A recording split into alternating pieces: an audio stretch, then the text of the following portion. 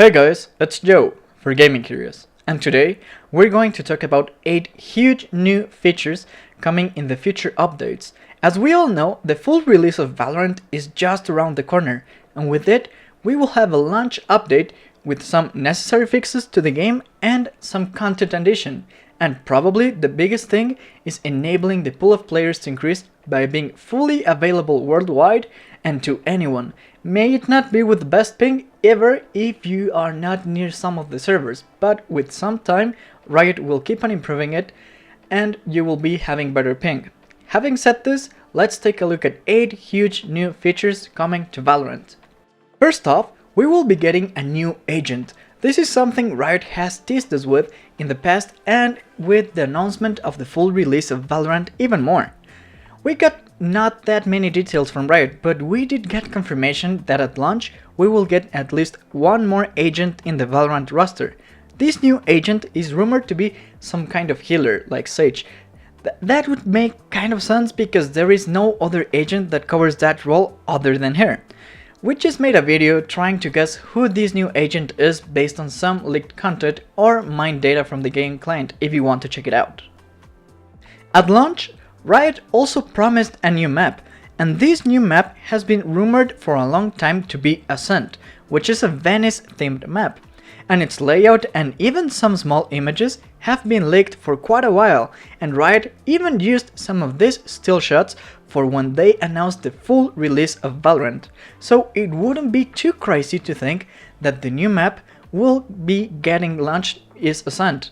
Hopefully at launch we get some more lore out of this map and some other agents, because this location seems to have quite a big impact in the story behind Valorant. We will also be getting new game modes at the full release of Valorant. However, Riot didn't say which is this new game mode, but a user that had data mined from the game client found some string referring to a game mode called Spike Rush, that we can tell from the leak that it will have a duration between 8 and 12 minutes and get some buffs on your speed. So this seems to be a more arcade game mode to relax a bit in between matches and let off some steam from ranked or in general. But as we said, there was nothing mentioned from Riot about this specific game mode except for it being a shorter game mode than the standard one. This new game mode, sadly, it is confirmed not to be deathmatch because of this tweet by Jared Berbeck, senior producer of Valorant. With this tweet, we are happy to hear that deathmatch is being worked on, but we will not be getting it at launch, but probably before the end of the year, or at least this is what we hope. With the launch of Valorant, we will also get all of our progress reset, including our rank in competitive, but we will most likely maintain our unranked classification, and you will also be refunded your Valorant points. I get 20% extra, so you will have to rebuy your skins if you so consider it. This makes sense because with the small player pool, the beta, maybe some of the ranks will not show the real rank, with the full pool of players bringing in more experienced and better players. So let's keep that in mind if you get a lower rank after the launch in Valorant. Riot will also be giving us a battle pass at launch.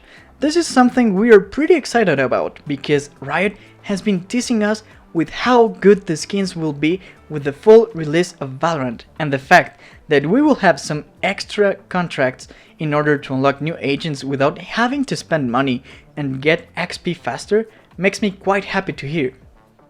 And probably the most anticipated feature of this coming update is the fix of the hit registration system that has been quite a bit off since the last update. What this issue is that there is a decent problem with the game client and servers, where the game client sees a headshot, but the server will see a body shot and then apply the damage as a body shot. This has caused some frustration and confusion among players, and we are glad that Riot will be shipping a fix to this issue with the launch of Valorant.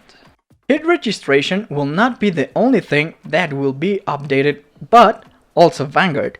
This is Riot's anti-cheat software and has been working quite well according to Riot, but it is still not at its full capability. According to Riot, they still need to enable the auto-banning system, which the closed beta helped them decide better on how to enforce this new system, And these bans will not be IP bans, but We will are rather be exploring hardware bans. bans. By exploring, I And mean there we is are quite a implementing big them, difference between these two. especially for cheating. IP bans have lost a lot of power in the last 15 years, with how massive the pool of users of the internet is now.